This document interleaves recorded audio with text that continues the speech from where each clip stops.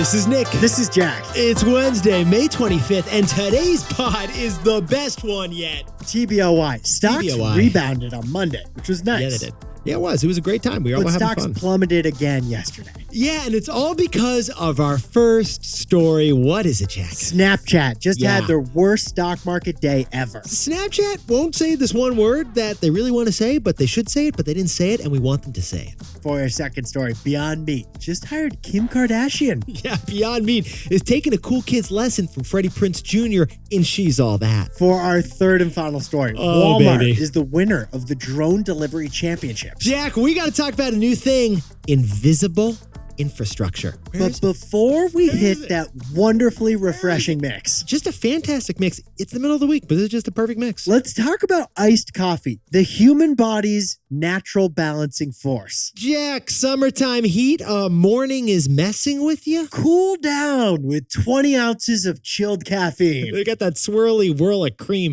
poured into the iced coffee. It's artistic. When cream comes down through the ice cubes, it's beautiful. It's like Van Gogh's Starry Night. It's ASMR, but for your eyes, Jack.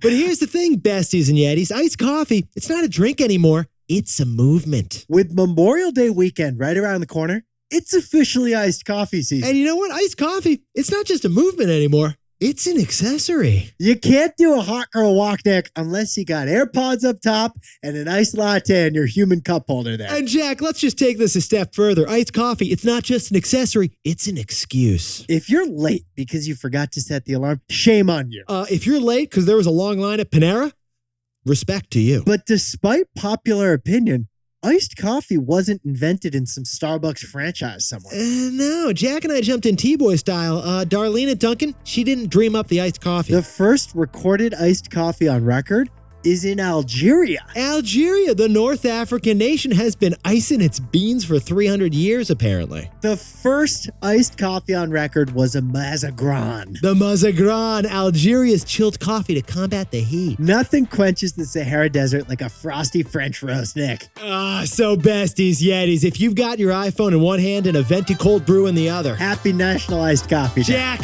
let's chill our three stories. 15 years before this song, two boys from the Northeast met in a dorm. They had an idea that caused a cultural storm. It's the best one yet, but the best is the norm. Jack, Nick, that's it. I don't even think they need to practice. 50%, that's a fat tip. T-Boy City on your at-list. If you know, you know, cause we ready to go. We can't wait no more, so just start the show. Start the show. For our first story, Snapchat stock just had its worst day in its entire history. Because Snapchat's warning us about something, but it won't say what that thing is. Snapchat filed, honestly, no need for a thesaurus here. They filed a warning, literally. It was yesterday. And in that warning, they said, remember we told you just last month how much money we were going to make these 3 months? We were like telling you, we're going to forecast a bunch of numbers. We're going to bring in that money. We're actually going to make less. A lot less. We're going to make nowhere near what we told you we were going to make. Just 1 month ago, in April, Snap forecast that they were going to grow 20 to 25% in revenues this quarter. 1 month later, Jack, where is Snapchat now saying they're going to grow? They said they're going to grow a lot less than the lowest forecasted number. Yetis, after 7 straight quarters of whopping 40% growth or more over at Snap, they're now expecting to grow less than 17%. 17 is a brutal number. Can you name a single famous player who wore the jersey number 17? Well, the number 7 is a great number. You could name your kid 7, but 17, it doesn't work. It doesn't work. 7 may be a good number, but the stock fell by 40% yesterday on this surprising and depressing business update. All right, it wasn't even just a drop. This was the worst day in Snap's entire history. Snap IPO'd 5 years ago. Remember they called themselves a camera company? It was cute. They still call themselves a camera company. They still do. Well, this is the worst day since then, and the stock is below their first day of trading. So Jack and I are looking at the situation here with Snapchat, and we're like, you know what? Snap stock didn't just disappear. It was more like a black hole. Yeah, because a lot of other stocks got sucked into this bad Snapchat headline. It was like a universal-sized Hoover vacuum. They all just got pulled down. Just about every stock on the market fell yesterday. But any company that depends on advertising fell more yesterday. Because Snap, they think that you're going to stop spending money because just things are so expensive these days. So if you're not buying that thing, then that company won't advertise for that thing. Exactly. So social media stocks, they got dragged down the most, and they weren't even like the worst of it, right, Jack? News publisher stocks, digital media stocks, any company that sells ads was down big yesterday. Jack, early takeaway here.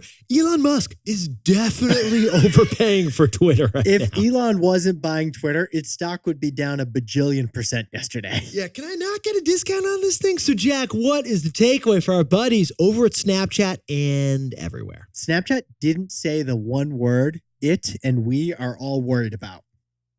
Recession. Voldemort. Yetis. Jack and I jumped into that Snapchat warning. It's actually an official regulatory filing they got to do with the government. It's called an 8K report. It's filed with the SEC. It's boring. It's pretty boring, but what Jack and I read, it basically describes a recession without saying the word recession. Yes, here's what they said. The macro environment has deteriorated faster and further than we anticipated. Okay, that sounds like a recession. People and businesses are spending less in response to inflation and the rising interest rates. And a recession, when the economy shrinks, could be in our future if people are spending less. Yeah, so stocks, they fell yesterday because of Snapchat's warning. But stocks really fell yesterday because what Snapchat's warning didn't say. Recession. Voldemort.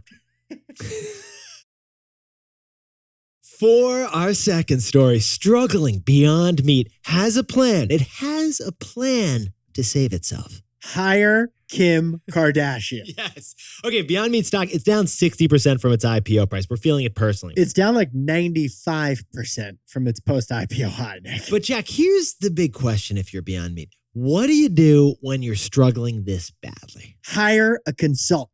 Ding, ding, ding. McKinsey, BCG, Bain, you hire a consultant. A company based in Boston. That's what you're going to do. And these consultants, they're going to get out their MBA metrics. They're going to whip up a turnaround plan, a slide deck.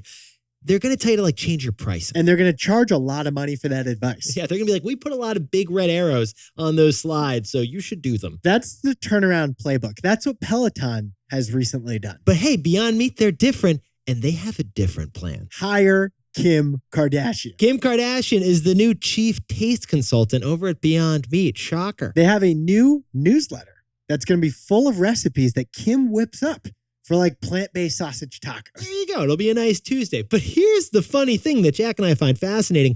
Kim Kardashian is actually bigger than Beyond Meat on every single metric we could find. On Instagram, it's obvious. She's got literally 300 times more followers than Beyond Meat. Beyond Meat's not exactly like a taste maker here when it comes to, the gram. Even financially, though. Like Kim's balance sheet is way bigger than this publicly traded corporation's. For example, Beyond Meat, that is a $1.4 billion company now. It's worth less than just Kim's shapewear startup is. Yeah, Kim Skims is worth $3 billion. So a publicly traded plant-based meat company is worth 1/2 of Kim's underwear brand. In fact, Beyond is worth less than Kim, the human being. Her stakes in Skims and KKW Beauty, they're worth $1.8 billion. So Beyond's basically a quarter pounder in every way. Kim is a whopper in every way. But here's the interesting thing.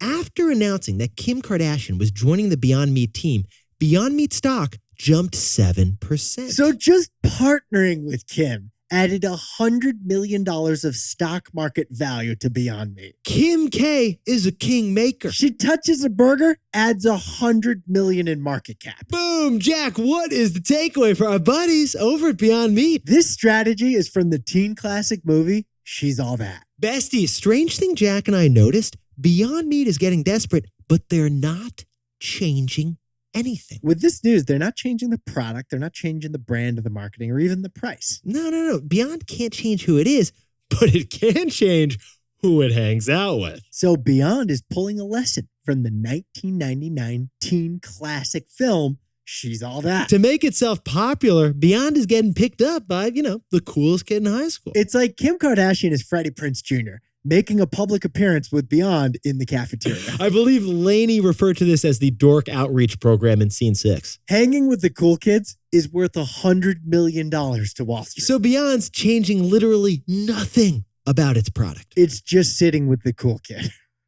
And now a word from our sponsor, Robinhood. Nick, you got introduced to the Robinhood app the old-fashioned way, right? Yeah, I did. My girlfriend, now wife's older brother, who was that guy who worked in tech and knew about the next iPhone before Apple did. He told you about the Robinhood app? He told me about the Robinhood app. All right, so you signed up because you wanted to buy a stock. Because it was hard to figure out how to buy a stock when you're 25 and it's 2014. Yeah, back then you had to find a broker, call a broker on the phone, Call them. pay a commission to that broker. Instead of calling, suddenly there's this app. You just swipe and you could buy the stock. Robinhood's interface felt as easy as ordering an Uber or snagging a sandwich on Seamless. And it still is. So if you're not a Robinhood user yet and you want to get started, you can go to Robinhood.com/TBoy and you can choose, get this, a free stock. That's Robinhood.com/TBOY. Certain limitations apply and all investments involve risk. Robinhood Financial LLC, member SIPC. Robinhood, by the way, no longer affiliated with us or the podcast.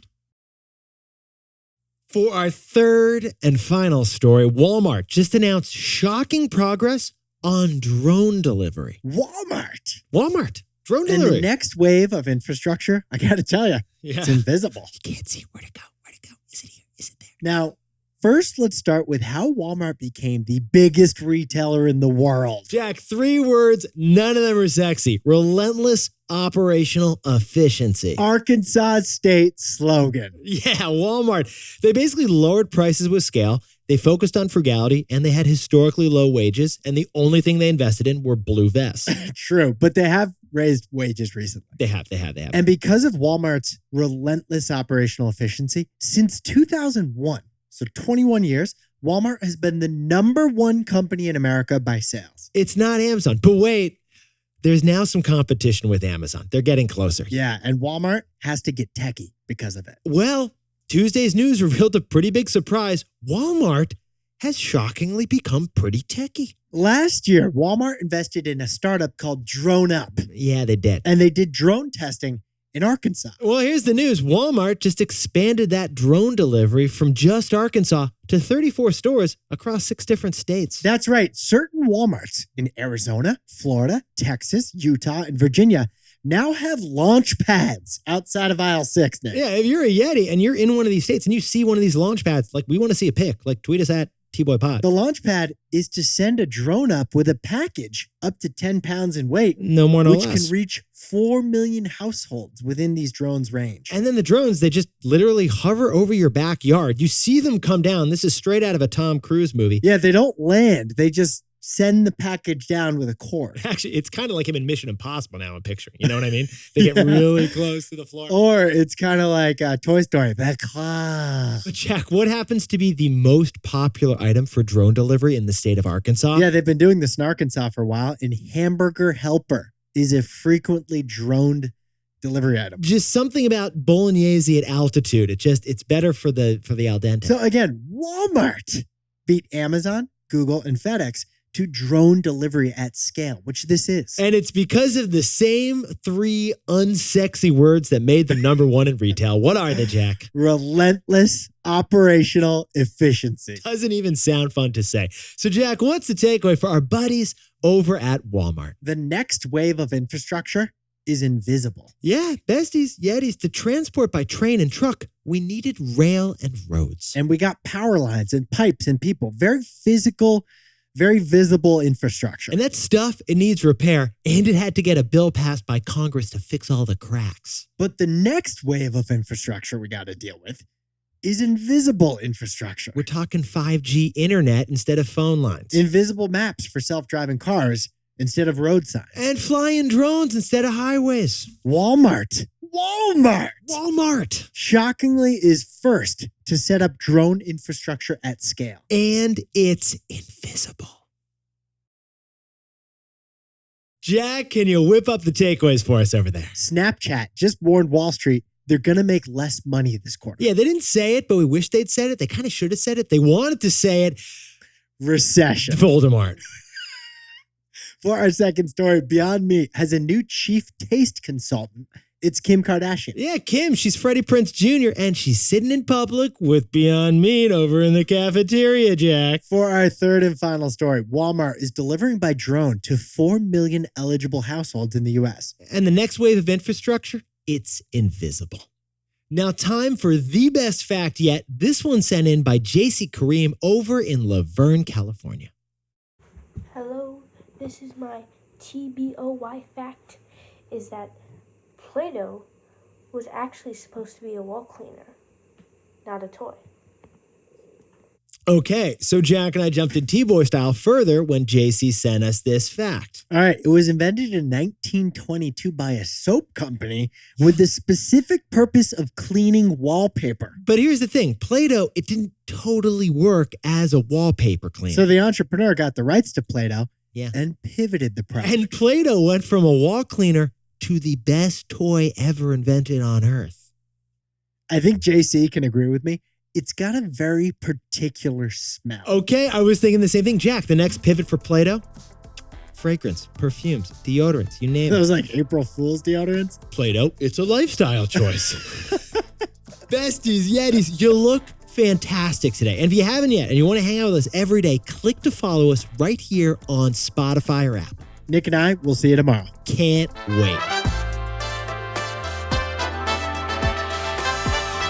And before we go, just a heartfelt goodbye to the last payphone in New York City, which was just removed from Times Square. It's going to a museum. If you're a superhero and you need to change, you're going to have to like book a room or something. iPhones can't do this. And happy birthday to Alex Mall down in Jacksonville, Florida. And Leslie Reyes in La Habra, California. Happy first birthday to Pierce Benson in Chandler, Arizona. Yeah, Pierce was listening to us in utero. Thanks to Pierce's parents for getting him hooked young. And Eva Escato, happy birthday on the south side of Houston. And happy birthday to Sophia Muller in Miami, And Florida. congratulations to Emily Brinkman, graduating from HBS and then going to work at Wayfair. As we said, some company based in Boston. And Nico and Owen are graduating from college, but haven't forgotten Miss Whitaker's math class. And congratulations to Teddy and Lauren from Brattleboro, Vermont for finally getting a fence in the backyard. Little Ted, baby Greta appreciates that privacy. And congrats to Hannah 1H Glansman, no palindrome here, who's starting anesthesiology at the school at Northeastern. Her job is to literally put people to sleep. This is Jack. Nick owns stock of Beyond Meat, and we both own stock of Robinhood and Peloton.